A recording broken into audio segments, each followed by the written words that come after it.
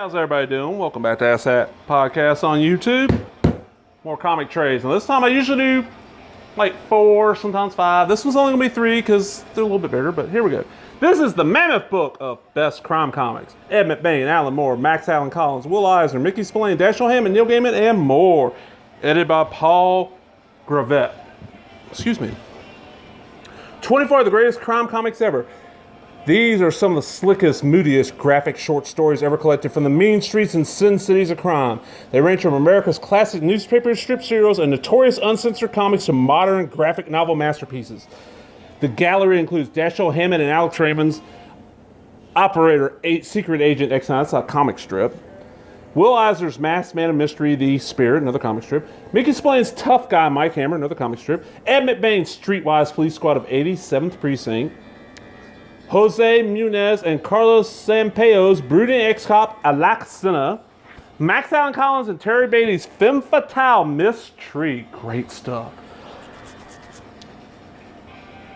Enrique Sanchez Abule and Jordi Bernay's Venio Hitman Torpedo. That is what the cover is, if I remember right. Charles Burns, wrestler and defective detective El Borboth. Spanning all the shades of noir, this must-have collection is fully lit with some of the greatest writers in arts and comics. Alan Moore, Neil Gaiman, Joe Simon, Jack Kirby, Johnny Craig, Alex Toth, Bernie Crichton, Jack Cole, fuck yeah, Jacques Tardet, Gianni De Luca, and Paul Grist. This is a $17.99. I got this off of Amazon used, of course. There's a whole bunch of these mammoth books I got a stack of them. And this one, now, because they're so big, you got to watch them. They will come apart on you. But they're fairly inexpensive. It's 2008. I probably paid about $8 for this, with shipping and everything. And it goes from, as you can see, like it's all black and white, which for a lot of the stuff is not bad, because all this stuff was in black and white. It gives you a little history before each one. Some hard to find shit in here and just some really good stuff. This is what got me into Mystery. I read the story here and it's like, holy shit, it's really good. And then, like, not long after I read this, there's some Mike Hammer stuff. At CoastCon, used to be the convention I went to every year, the dealer I usually got back issues from had like 30 issues of the Renegade press run for next to nothing, so I grabbed them. Okay, that's the first book. Let's go on to the second one. Oh man, Essential X-Men #1. Now this starts with, let's see on the back here. John Sass X-Men #1 and Uncanny X-Men at the time, became Uncanny later, 94 through 119. Chris Claremont, Dave Cockrum, and John Burns. A little bit of damage right there. Wolverine, Nightcrawler, Storm, Colossus, endowed with unique abilities. These mutants were summoned by Professor X to rescue the original X-Men, an underground organization sworn to protect those that fear and hate them. Relive their original adventures, discover the human within the hero and truth behind the legend. What these were $17. Marvel, on cheap-ass newsprint and in black and white, reprinted a bunch of really great stuff.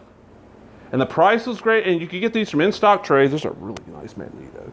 In-stock trades for like, this one I actually got off Amazon for like $7.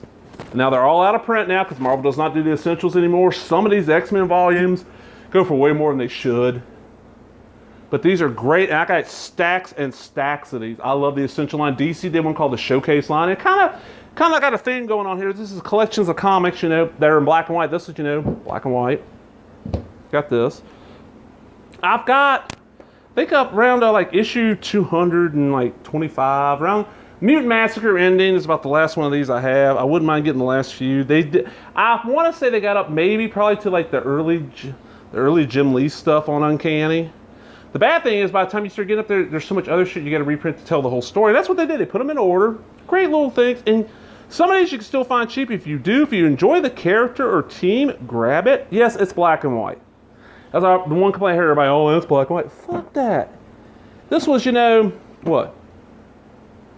7, 26, 20, about 20, you got between 25 and 30 comics in each one of these for, $10, $12.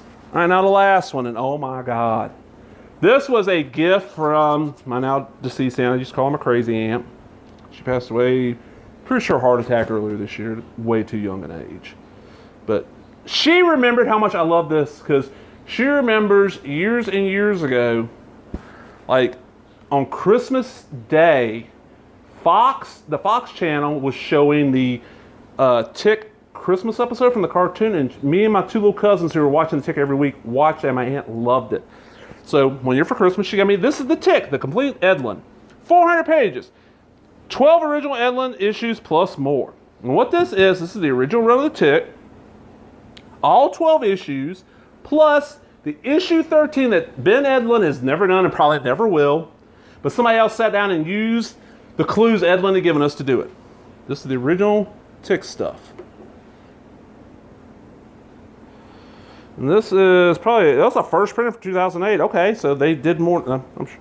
And you start off with a little story about the Tick. You know, he appeared originally in New England comics shops, like little newsletter. New England comics newsletters. There's a Tick.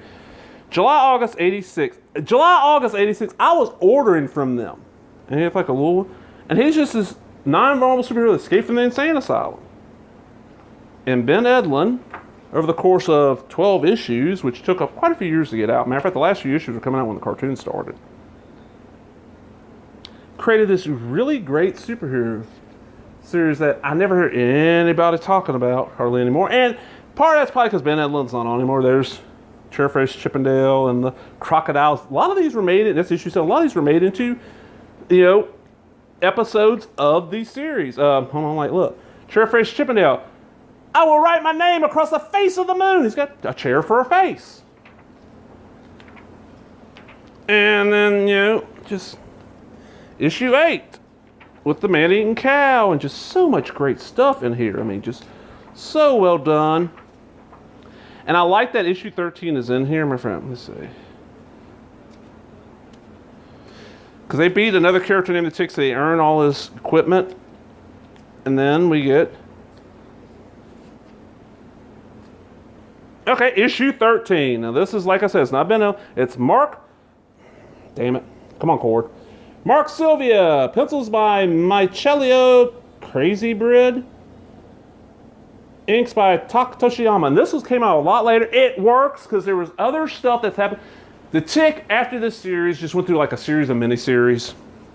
And all of them happened after this, but they left this story here with the Tick taking on all these different villains to be done by Ben Edlund because he swore up and now he's going to do it. He never did.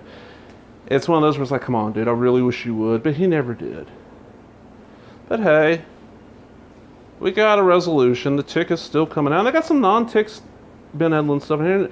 And NBC always puts a lot of stuff in the back. There's stuff, shirts and toys and just a great little collection. So what we got this time, we got, you know, the Tick. You know, one of those 80s, one of the few 80s black and white comics that after the boom happened came out, and they've kept NEC going all these years. I mean, there are a comic shop chain, but the Tick has really kept them.